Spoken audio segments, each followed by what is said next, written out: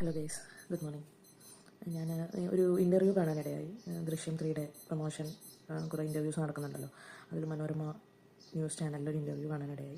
അപ്പോൾ അതിൽ ലാലേട്ടൻ പറഞ്ഞൊരു കാര്യം ഭയങ്കര ഒരു ഇൻഡെപ്ത് നമുക്ക് ചിന്തിക്കേണ്ട ഒരു കാര്യമെന്ന് തോന്നി.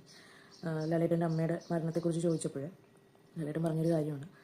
അത് ഞാനിവിടെ വീഡിയോ വയ്ക്കാം, അത് നിങ്ങളൊന്ന് കണ്ടുവെക്കൂ. അപ്പോൾ എനിക്ക് പറയാനുള്ളത്, ഇപ്പോൾ ഞാനാണെങ്കിൽ പോലും ഇപ്പോഴും എൻ്റെ ഉമ്മ മരിച്ചതിൻ്റെ ട്രോമയിൽ നിന്ന് മാറാത്തൊരാളാണ്. 2 വർഷമായി. ഇപ്പോഴും നമ്മൾ ആലോചിക്കുമ്പോൾ ഇങ്ങനെ പൊട്ടി പൊട്ടി നമുക്ക് കരയാമെന്നല്ലാതെ നമുക്ക് വേറെ ഒന്നും ചെയ്യാനില്ല അതിൽ. അപ്പോൾ എല്ലാവരും അതിൽ നിന്ന് ഇപ്പോൾ ലാലേട്ടൻ പറയുന്ന പോലെ ചിന്തിച്ചാൽ ഒരു ബിഗ് ഫിലോസഫിയാണ് അയാൾ പറയുന്നത്. അതായത് ഇനി നമ്മൾ നമ്മുടെ ജോലിയിൽ കൂടുതൽ കോൺസെൻട്രേറ്റ് ചെയ്യുക. അതിനെ അങ്ങോട്ടേക്ക് ചിന്തിച്ച് കഴിഞ്ഞാൽ നമുക്ക് സങ്കടങ്ങളും എന്താ പറയുക വിഷമങ്ങളും മാത്രമേ ഉണ്ടാവുള്ളൂ. അപ്പോൾ ആ വീഡിയോ നിങ്ങൾ കണ്ടു കഴിഞ്ഞാൽ നിങ്ങൾക്ക് മനസ്സിലാവും. അപ്പോൾ പറയുന്ന പോലെ എല്ലാവർക്കും ഈ അവസ്ഥയിൽ കൂടെ ഫേസ് ചെയ്ത് പോയ എല്ലാവർക്കും ഇതൊരു എന്താ പറയുക ഒന്ന് ചിന്തിക്കേണ്ട കാര്യമാണ് പുള്ളി പറഞ്ഞത്. അപ്പോൾ അതൊന്ന് ഷെയർ ചെയ്യാമെന്ന് വിചാരിച്ചു.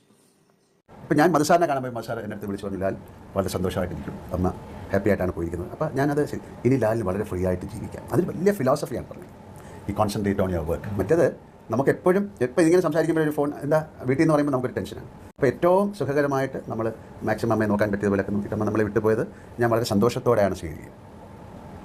അങ്ങനെയും ഒരു പെർസ്പെക്റ്റീവിൽ നമുക്ക് കാണാം. അപ്പോൾ മസാർ പറഞ്ഞത് വളരെ വലിയൊരു ഫിലോസഫിയാണ് പറഞ്ഞത്.